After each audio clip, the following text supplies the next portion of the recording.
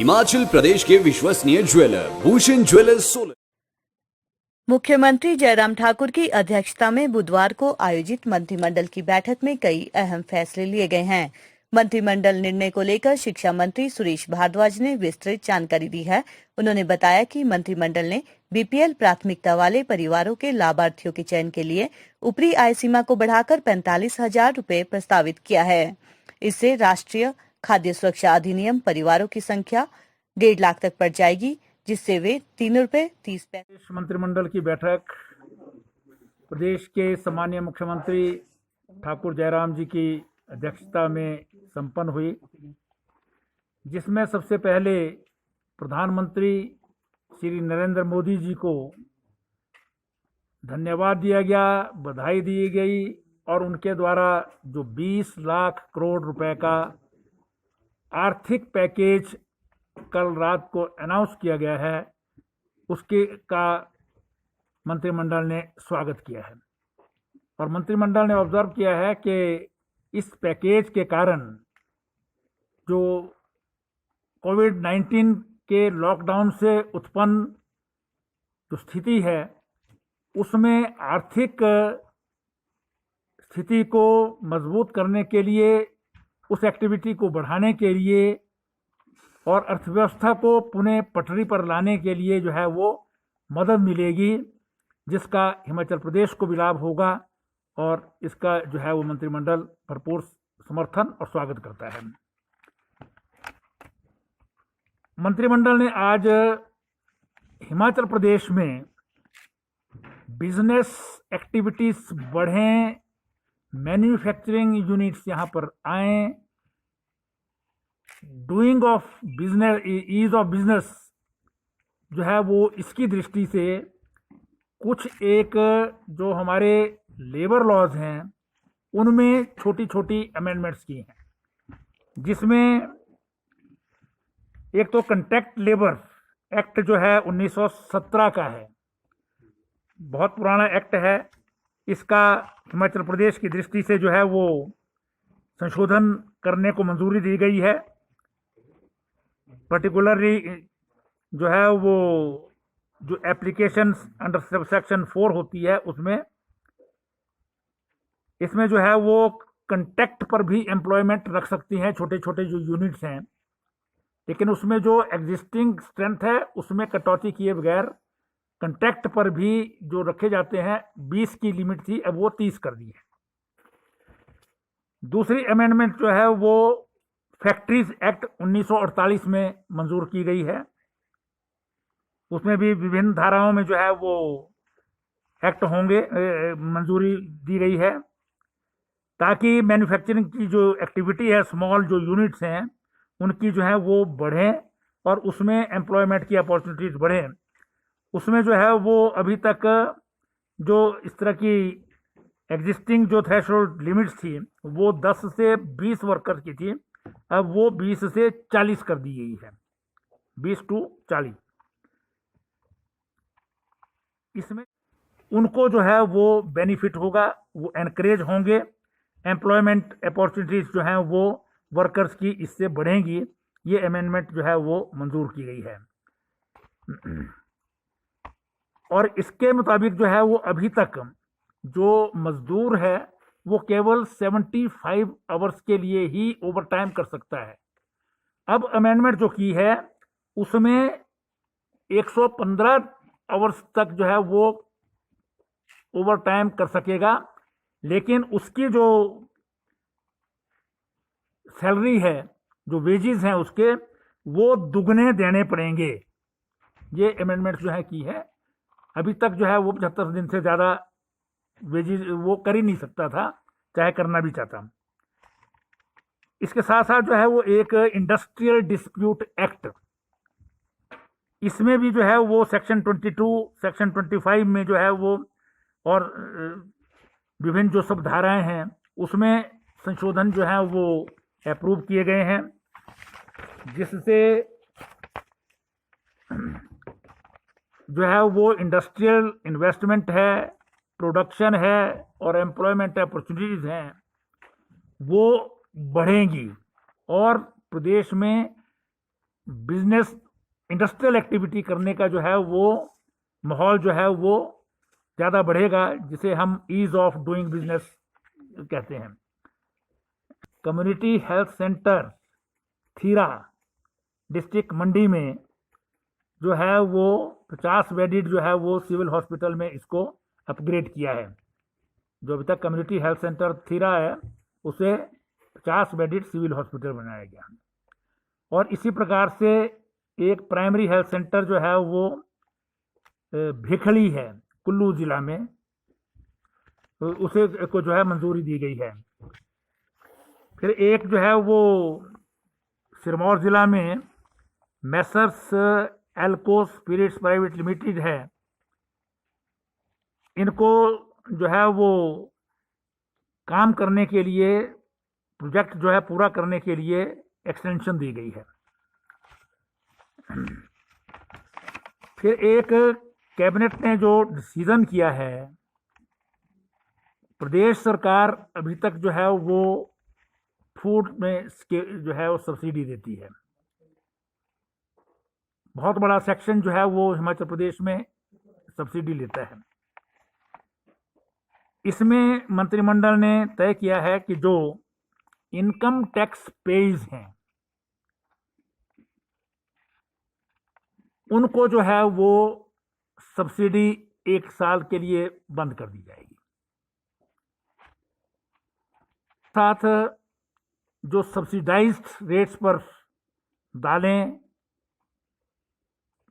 तेल और चीनी, उसमें जो है वो सब्सिडी कुछ कम की गई है। दूसरी तरफ मंत्रिमंडल ने जो बीपीएल के जो है वो कार्ड होल्डर्स हैं उनको एज इट इज जो है वो जिस रेट पर अभी मिलती है वही चालू रहेगा। और उसके अलावा इनकम बढ़ा करके लगभग 45,000 कर दी गई है, जिसमें एपीएल के भी 1.5 लाख लोग जो बीपीएल से ऊपर हैं और एपीएल में निचले स्तर पर हैं, उनको भी बीपीएल के बराबर आटा और चावल जो है मिलेगा।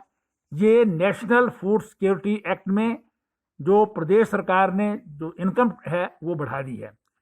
1.5 लाख इनकम टैक्स एम्प्लॉयज बाहर जाएंगे, लेकिन उसी प्रकार से जो है वो 1.5 लाख जो है वो जो कंपैरेटिवली जो है वो निर्धन हैं, उनको जो है वो एनएफएसए में जो है वो इंक्लूड कर दिया गया है, जिससे उनको बहुत ज़्यादा जो है वो राहत मिलेगी। अब जो है का आटा और 2 रुपये पर केजी का चावल जो है वो उनको मिला करेगा। तो ये दोनों तरफ जो है निचले को ऊपर बढ़ा दिया है और इनकम टैक्स की सब्सिडी जो है वो कम की है, कंप्लीट खत्म नहीं की है, कम की है। 30 रुपये की अभी सब्सिडी मिलती है, उसमें 10 रुपये कमी की है। वो इसी प्रकार से जो है वो चीनी में जो अभी तक 12 रुपये सब्सिडी थी वो 6 रुपये सब्सिडी रहेगी, 6 खत्म कर दी है। तेल में भी 10 रुपये की थी, 5 रुपये रहेगी। इसकी कई बार आवश्यकता भी नहीं पड़ती है, रेट्स जो है कंपैरेटिव बेसिस पर जो है वो सारे हिंदुस्तान से जो है वो लिए जाते हैं। तो लेकिन जो एक्सचेकर है उसमें जो है ये कोविड के कारण जो है वो इसमें 1 साल के लिए ये जो है वो कम किया गया है। तो हमारे मंत्रिमंडल ने जो है वो अटल आदर्श विद्यालय जो माननीय मुख्यमंत्री जी ने अनाउंस कर रखे हैं हर कंस्टिट्यूंसी में बनेगा, उसकी गाइडलाइंस में जो है वो परिवर्तन किया है। पहले तय किया था कि जहां नवोदय विद्यालय या सेंट्रल स्कूल होगा वहां नहीं बनाए जाएंगे, लेकिन अब ये शर्त हटा दी गई है। प्रत्येक कंस्टिट्यूंसी में जो है वो एक अटल आदर्श विद्यालय जो है बनाया जाएगा।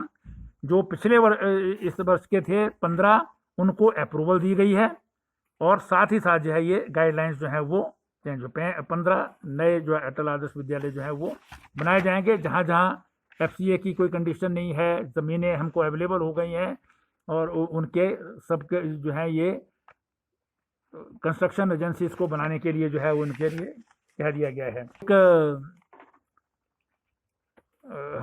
जो है वो एग्रीकल्चर मार्केटिंग प्रोड्यूस एक्ट है, उसमें भी जो है वो अप्रूवल दे दी गई है। ये सभी जो लेबर लॉज हैं और जो एग्रीकल्चर का भी मार्केटिंग एक्ट जो पास किया है, उन सब के जो हैं वो ऑर्डिनेंसेस होंगे, क्योंकि ये इकोनॉमिक एक्टिविटी को बढ़ाने के लिए इनकी ज़रूरत है। उस मार्केटिंग एक्ट में भी बहुत सारे प्रोविजंस सेंट्रल गवर्नमेंट के जो है सुझावों पर जो है वो दिए गए हैं, जिससे हम सारे प्रदेश में जो है वो मार्केट एनहांस कर सकते हैं। एग्रीकल्चर और हॉर्टिकल्चर प्रोड्यूस को बेचने में उसमें जो है वो लाभ मिलेगा। उनकी जो स्थिति है अभी की, उसके बारे में भी चर्चा की। माननीय मुख्यमंत्री जी ने प्रधानमंत्री जी के साथ जो वीडियो कॉन्फ्रेंसिंग के द्वारा चर्चा हुई है, उसके बारे में उन्होंने बताया। इसी में एक और विशेष जो है वो आइटम जो थी, वो शिमला में इंडस हॉस्पिटल एक प्राइवेट हॉस्पिटल है, जिसे पिछली सरकार के समय जो है वो ट्रॉमा वार्ड जो है बनाना चाहते थे, लेकिन वो उनकी जो है वो बातचीत खत्म हो गई थी। उसके लिए माननीय मुख्यमंत्री जी ने भी बात की है। आज कैबिनेट ने भी इस पर जो डिसाइड किया, और 3 मेंबर की committee ACS health Shri RD Dhiman ji की अध्यक्षता में बनाई है, जिसमें फाइनेंस सेक्रेटरी और रेवेन्यू सेक्रेटरी उसके मेंबर होंगे। ये इंडस हॉस्पिटल के जो मालिक हैं उनसे बातचीत करेंगे, और कल्पना ये है कि अगर हमको जो है वो रीजनेबल रेट्स पर ये मिल जाती है, या किसी और जो है PP मोड पर या दूसरे मोड पर मिलती है, तो कोविड का डेडिकेटेड हॉस्पिटल और अन्य एपिडेमिक्स के लिए भी जो है वो इसका जो है वो प्रयोग किया जा सकता है। तो इस पर भी जो है वो आज मंत्रिमंडल ने ये निर्णय लिया है। लॉकडाउन की स्थिति है, क्योंकि माननीय प्रधानमंत्री जी ने कहा है कि 18 से पहले जो है वो केंद्रीय सरकार की गाइडलाइंस इसमें आ जाएंगी, तो उस पर जो है वो उसी के बाद जो है जो भी आज चर्चाएं हुई हैं सब चीज़ों पर, डिफरेंट एजुकेशन, हेल्थ इत्यादि के ऊपर, और उसमें कहाँ कहाँ जो है वो सेंटर्स खोले गए हैं, वो सारी चर्चा हुई है। लेकिन जो भी इसमें निर्णय लिए जाएंगे वो लॉकडाउन खुलने के बाद जो है वो नए निर्णय जो है लिए जाएंगे। ट्रांसपोर्ट पर भी सर उसके के बाद मतलब अभी तो लॉकडाउन 3 में नहीं, ये लॉकडाउन 4 अगर अनाउंस होता है, उसमें जो रिलैक्सेशन होंगी उसमें है। जैसी चर्चा है कि हम अभी इंट्रा डिस्ट्रिक्ट जो है वो अलाउ किया है, इंटर डिस्ट्रिक्ट भी जो है वो हम अलाउ कर सकते हैं, और पब्लिक ट्रांसपोर्ट को भी इंट्रा डिस्ट्रिक्ट जो है वो अलाउ किया जा सकता है 50% कैपेसिटी पर, जिसमें आधी प्राइवेट हों आधी सरकारी हों। लेकिन अब ये कंप्लीट जो है वो फाइनल जो है वो सरकारी लेवल पर जो है, ऑफिसर लेवल पर माननीय मुख्यमंत्री जी के स्तर पर कब से ये होना है वो उसमें जो है तय किया जाएगा। पेट्रोल और डीजल पर जो है पहले लगा चुके हैं, दोनों पर 1-1 रुपया जो है वो पहले लग चुका है। और पिछली बार जो है वो चर्चा, बहुत सारे अभी प्रस्ताव आएंगे।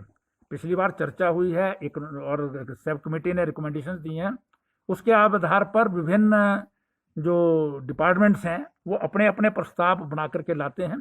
जैसे जैसे प्रस्ताव आते जाएंगे वैसे वैसे उनकी जो है अप्रूव होते जाएंगे। प्रस्ताव नहीं आया, इस बार की कैबिनेट में नहीं था, इस बार की कैबिनेट में जो था वो बता दिया। उस पर भी चर्चा हुई है, लेकिन वो सब जो है उसका फाइनल जो है वो लॉकडाउन 3 के खत्म होने के बाद ही होगा। टैक्स पे ज़्यादा है, लेकिन APL के जो निचला तबका है, जो 1.5 लाख लोग हैं, उनको जो है वो फायदा है। इससे टोटल जो है वो 71 करोड़ रुपए बचेगा। इंडस्ट्री के तो 3 होंगे, क्योंकि 3 एक्ट हैं ये अलग अलग। इसमें इंडस्ट्रियल डिस्प्यूट एक्ट है, एक फैक्ट्रीज एक्ट है, और एक कॉन्ट्रैक्ट लेबर एक्ट है। इन तीनों के अलग अलग ऑर्डिनेंसेस जो हैं वो संशोधनों के होंगे। और इसी प्रकार से एग्रीकल्चर प्रोड्यूस मार्केटिंग एक्ट जो है उसकी भी, क्योंकि आज जो है का रहेगा, लेकिन जो अप्रूव किया है कैबिनेट ने, जो डिपार्टमेंट ने लाया था, वो कर रहे हैं कि लेबर यहाँ से ना जाए, लेकिन की स्थिति में लेबर जो है वो अपने अपने प्रदेशों को जा रही है, तो इसलिए जो भी संभावनाएं, जितना यहाँ पर रुका हुआ है लेबर, उससे काम होगा। और अभी स्टोन फ्रूट काम शुरू नहीं हुआ है, अभी सिर्फ चरी है। सोशल मीडिया में बहुत सारी चर्चाएं चलती थी हैं। सोशल मीडिया में ही कुछ चर्चा ये भी चली थी कि आईजीएमसी में एक केमिस्ट जो है वो पॉजिटिव पाया गया है, जिसके कारण सारा बाजार बंद हो गया था। अब उस पर तो चर्चा आप नहीं करते। नहीं, ये मामला तो वो नहीं, मैं बता रहा हूँ ना, मैं इसके बारे में चर्चा हुई है। उस पर जो है वो सरकार जो है वो सारी चीजों को, प्रोटोकॉल्स को किस हिसाब से हुआ है, वो सब डिपार्टमेंट्स का अपना अपना जो है व्यू पॉइंट है, उसके हिसाब से दे रहे हैं। और उसमें क्योंकि हाई कोर्ट में जो है वो पीआईएल है, इसलिए उस पर जो है वो कोई डिसीजन हम हाई कोर्ट में जो जवाब देंगे उसी के हिसाब से। फ्यूचर के लिए क्या रहेगा? फ्यूचर की व्यवस्था जो प्रोटोकॉल हैं सबके बने हुए, हर चीज का प्रोटोकॉल है कि किसने क्या काम करना है और कैसे जो है उसकी होनी है, तो हर एक आदमी उस प्रोटोकॉल के हिसाब से जो है अथॉरिटीज काम करें। अगर उसको वायलेट जो है कोई अथॉरिटी करती है तो उनके खिलाफ जो है एज पर रूल्स जो है एक्शन हो सकता है। सिर्फ क्या मंदिरों को खोलने की